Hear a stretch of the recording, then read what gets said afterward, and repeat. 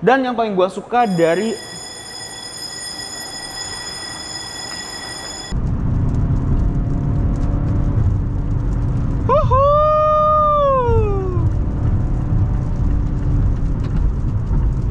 welcome back to Raw Auto, balik lagi sama gua Will Ghost.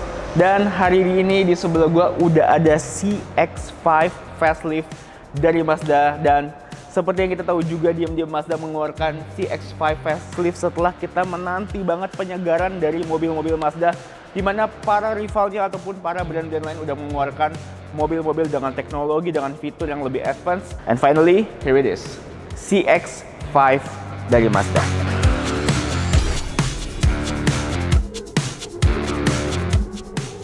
Nah, sekarang gue akan ngebahas dulu pastinya dari eksteriornya. Seperti yang kita tahu, Mazda terkenal dengan kode desainnya yang memang memberikan desain yang lebih subtle, tapi tetap enak gitu dilihat gitu.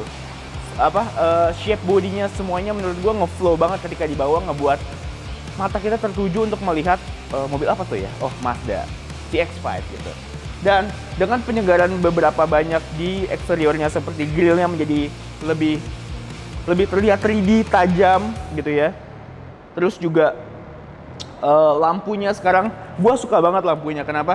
Karena yang versi sebelumnya cuma titik doang, dan menurut gue ya kurang gitu. Bagus sih, cuman kayak kurang kekinian gitu. Dan sekarang ada penyegaran lampu LED yang desainnya lebih kekinian, membuat si Mazda ini menjadi lebih ganteng lagi. Terus juga kalau kalian lihat di bumper-bumper samping, depan, belakang, itu pun mendapatkan penyegaran, walaupun tidak begitu terlihat berbeda jauh banget sama yang sebelumnya, karena emang mungkin tujuannya untuk tetap memberikan kesan kode desainnya tetap terjaga gitu. Lalu untuk CX-5 tipe Elite dan tipe Kuro sudah dilengkapi juga dengan 360 kamera, makanya di setiap eksteriornya ini udah ada kamera di depannya, di grillnya. Dan juga yang gue suka, logo Mazda di depan ini udah kayak udah flat tapi kelihatan 3D bahwa ini tuh ada lekukan-lekukan si Mazdanya gitu, dan gede banget gitu, kayak lebih, walaupun logonya gede tapi nggak terkesan kayak norak gitu, malah kayak lebih berani gitu. Nah, untuk sampingnya kalau kita lihat memang tidak begitu banyak terkesan perubahan dibanding versi sebelumnya. Tapi kalau kita lihat velgnya, ini velgnya lebih besar, makanya terkesan ground clearance-nya juga lebih tinggi. Jadi velgnya ini 19 inch dengan profile ban yang gue juga nggak tahu, tapi tebel pokoknya. Nyaman banget. Nanti kita akan bahas juga suspensinya. Nah, sekarang untuk belakangnya. Paling menonjol udah pasti di lampunya yang berubah banget. Dan ini agak sedikit kotor, sorry karena lagi hujan, makanya kita syuting di dalam mall, cari basement yang agak sepi. Terus yang paling gue suka lagi dari Mazda CX-5 sebagai medium SUV adalah dia memberikan double muffler yang real dengan desain yang menurut gue tuh bagus banget gitu. Kenapa? Karena terkesan lebih sporty tapi tetap nyaman digunakan, dan juga ada cekokannya gitu, ngebuat kayak emang ini tuh emang meant to be here gitu loh. Nggak kayak rivalnya yang cuma ditempel dari bawah kayak Knalpot Jaya. Dan yang gue suka juga adalah udah power tailgate. Jadi sebagai bapak-bapak tuh kadang bawaannya banyak ya, bawa bayi, bawa barang, jadi tinggal pencet buang semua ke dalam. Ini tutup. Dan juga bagasinya cukup luas yang nanti akan gue kasih lihat.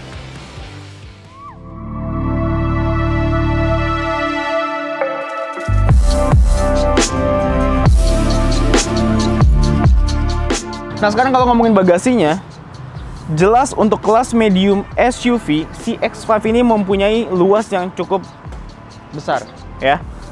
Terus yang gue suka detail dibanding versi sebelumnya adalah ditambahin handle dimana untuk ngangkatnya jadi lebih enak. Jadi nggak usah korek-korek begini nggak jelas ya kan.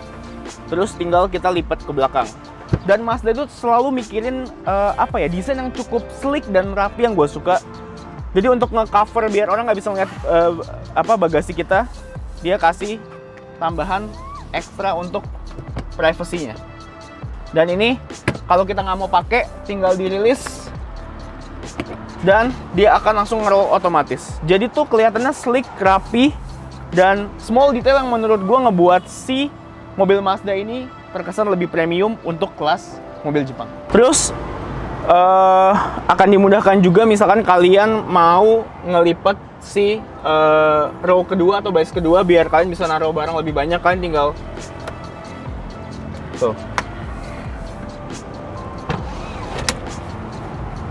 Jadi kayak gampang gitu buat kita tinggal naruh barang, tinggal tarik tuasnya dia yang lipat. Tapi kalau untuk balikin jelas dia harus manual masih. Oke, sekarang kita akan coba untuk duduk dan kita akan mencoba untuk mencari tahu seberapa nyaman si X5 ini. Gue sebelumnya juga udah pernah punya si X5 dan yang gue seneng adalah untuk medium SUV dia memang terkesan sangatlah nyaman untuk menjadi pengendara. Tetap rasa dapat fun to drive-nya, dan juga sebagai penumpang di baris kedua cukup nyaman karena headroom-nya besar, terasa di dalam ruangannya juga nggak sempit sama sekali, dan segala soft touch sampai di door trim-nya juga masih masih diaplikasikan di si X5 facelift tahun 2022 ini gitu. Terus yang gue happy juga udah pasti adalah kualitas di setiap joknya ini, stitchingnya, dan juga lekukan-lekukannya ngebuat badan tuh relax dan nyaman gitu. Empuknya pas, empuk kerasnya tuh kayak kombinasinya tuh pas gitu loh. Buat untuk perjalanan jauh, jalanan agak jelek, itu tuh nyaman buat gue. Dan memang bener bahwa si X5 ini bisa dibilang sebagai mobil Jepang rasa Eropa. Oke, sekarang kita akan langsung test drive yang katanya si X5 yang terbaru facelift ini powernya lebih kerasa lagi dan suspensinya lebih enak lagi. Let's see. Kita mungkin akan lanjut sedikit ngomongin interiornya. Seperti biasa si X5 atau mobil-mobil Mazda lainnya memiliki interior yang lebih baik daripada rival-rival yang dari brand Jepang juga. Ya udah jelas mobil di atas 500 juta ini cukup memberikan kesan interior yang sangat baik. Bisa dilihat dari panel-panel di dashboardnya itu semua udah banyak soft touch-nya. Door trim dari atas ke tengah udah soft touch semua, dan juga konsol tengahnya semua juga udah banyak yang soft touch. Jadi memberikan kesan yang sangatlah padat gitu, dan juga memberikan kesan kedap yang begitu baik. Jadi membuat feel berkendara juga semakin nyaman. Walaupun secara desain tidak banyak berubah, tapi menurut gue memang Mazda itu memiliki desain yang minimalis tapi elegan, yang bisa membuat dia disejajarkan dengan brand-brand mobil dari Eropa. Terus gue juga suka banget kalau di Mazda itu switch atau tombol-tombolnya semua terkesan padat, solid kalau dipencet gitu, pairnya, switchnya, semuanya tuh kayak feel like kayak worth it nih beli mobil dengan harga segini gitu.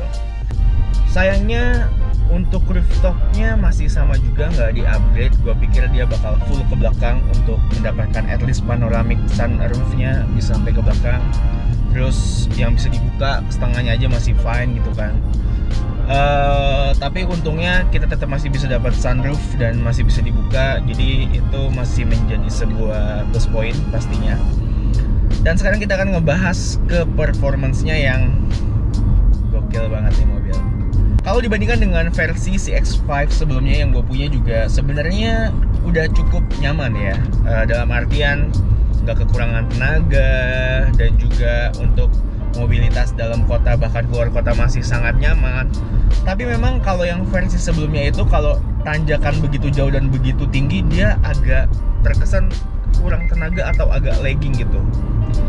Jadi ngebuat gue ngerasa kayak kalau lagi nanjak dengan versi yang sebelumnya tuh kayak agak kurang pede gitu. Tapi berbeda banget dengan versi yang facelift kali ini. Mesinnya itu ngebuat tenaganya begitu besar dengan torsi 250 Nm. Tenaganya tuh kerasa banget, direct banget akselerasinya waktu lu injek gas gitu. Jadi gua ngerasa mobil ini tuh powerful, bahkan seperti feel berkendara membawa Santa Fe yang diesel ya. Itu tuh ngerasa lu overpower banget gitu. Jadi untuk fun to drive-nya tuh dapat banget. Dan mungkin tambahannya untuk secara performance, mode sportnya tuh lebih agresif lagi kalau kalian lihat.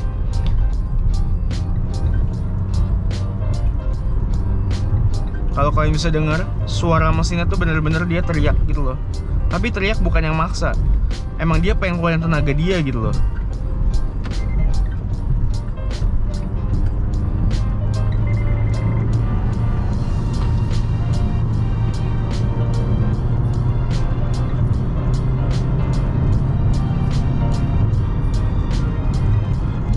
Selain performance yang di-upgrade, kenyamanan juga ditingkatkan guys. Especially yang gua ngerasain banget ada dua hal, yaitu adalah feel berkendara dengan suspensinya yang di-refine lebih empuk lagi, lebih bisa adaptif mengikuti kontur jalan, sehingga bentuk jalan seperti apapun gua nggak akan merasakan getaran yang begitu besar. Justru apalagi di tol yang sangat halus seperti ini, benar-benar smooth banget. Kalau jalan konblok mungkin getarannya akan sangat minim gitu.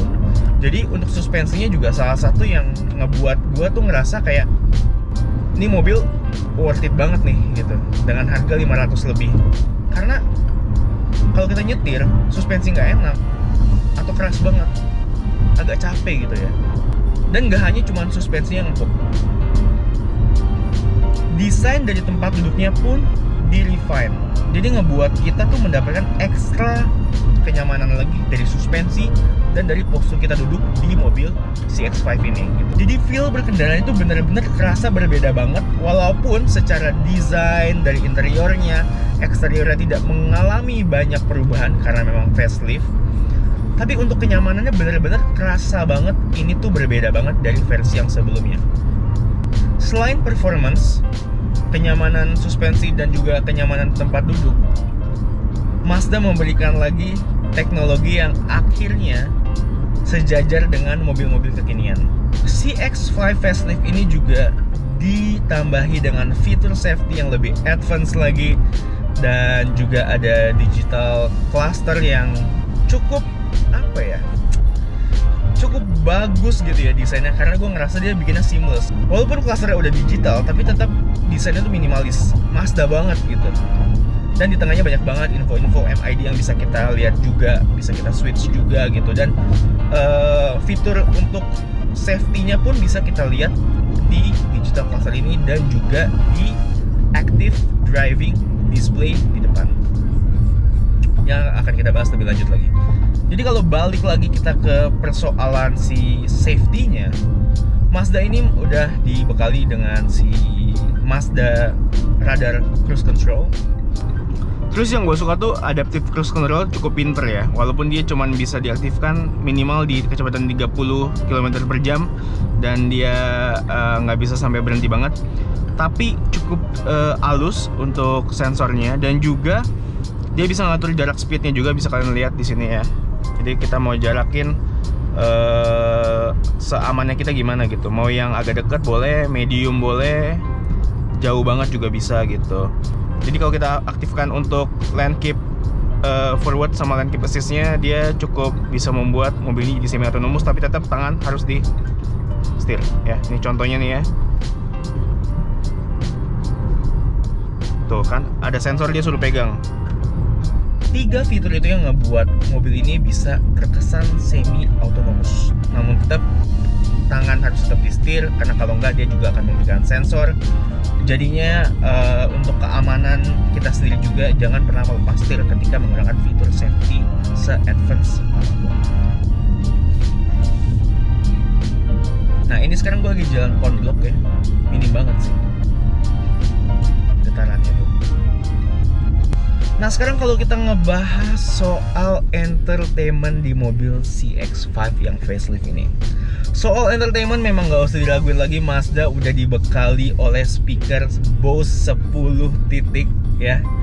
Jadi gue bisa bilang salah satu mobil yang suaranya paling gue kagumi adalah Mazda gitu. Dengan kekedapan kabinnya yang luar biasa, ngebuat experience mendengar lagu tuh begitu hebatnya, begitu nyamannya di kuping tuh, memberikan kayak suara yang clear, yang dap gitu loh.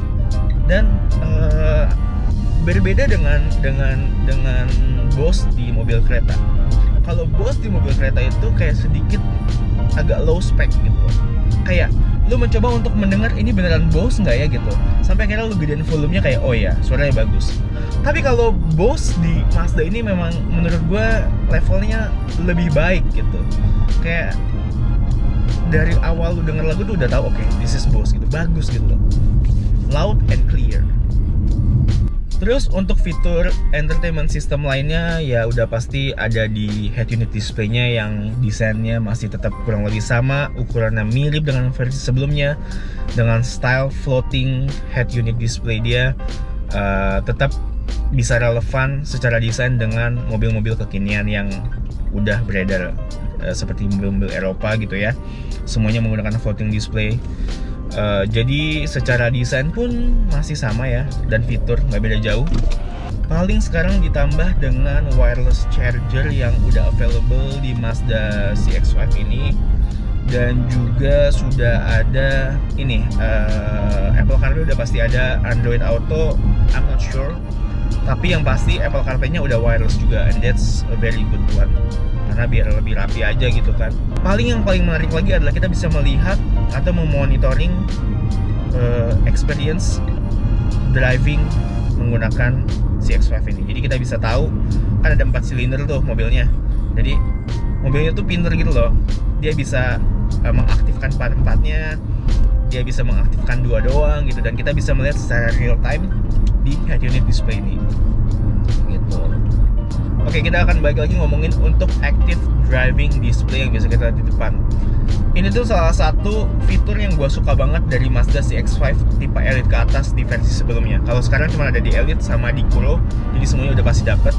Ini tuh memberikan kesan mewah banget dan terkesan kayak high tech banget, mirip kayak mobil Lexus atau mobil-mobil yang di atas 800 jutaan, dan bahkan nggak semua mobil di atas 800 jutaan dapat fitur ini gitu. Dan yang gue suka desainnya itu adalah dia kayak merefleksikan kayak apa namanya, gue nggak tahu sebutnya ya, LED atau lasernya gitu, tembak ke jendela tanpa ada screen naik nongol ke atas. Jadi visibility lo di mobil itu tuh bagus banget kan, emang udah lebar, jendelanya lebar-lebar, pilarnya lumayan tipis untuk ukuran medium SUV gitu loh. Jadinya tuh memberikan kesan high tech tanpa mengganggu visibilitas lu dalam menyetir si mobil Mazda ini gitu.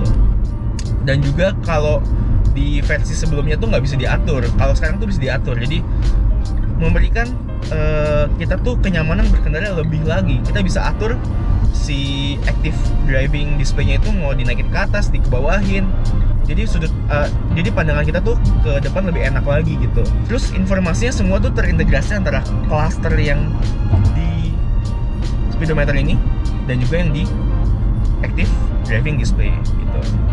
Itu tuh kalian mesti cobain sih driving, kalian mesti cobain test drive. Kalian kan ngerasain kayak di mobil tuh secara desain simple, elegan, tapi di dalamnya fiturnya pinter-pinter semua. Di sekolah ini.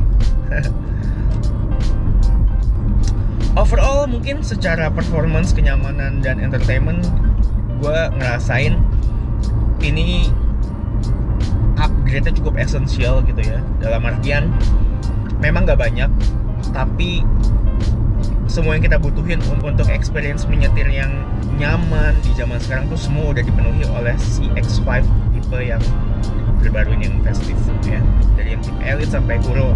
Dan kalau Kuro tuh kalau nggak salah cuma beda trim-trimnya aja dan nggak gitu banyak. Jadi untuk harga di bawah 600 juta si CX-5 ini tuh apa ya, gue ngerasa kayak yang di upgrade cukup banyak tapi harganya nggak gitu naik banget gitu dibanding yang versi sebelumnya, which is good. I guess that's all ya. Thank you banget buat Mazda Indonesia udah minjemin mobil ini untuk gue cobain selama 2 hari. What an experience to drive this Mazda CX-5 facelift. Thank you banget buat tim dari Mazda Indonesia. Dan buat teman-teman yang mau mungkin test drive, langsung aja datang ke bengkel-bengkel Mazda terdekat ya, untuk ngerasain upgrade dari CX-5 facelift. Gue Megos dari Auto. I'll see you guys on whatever the next review. Bye bye. Peace. Ooh.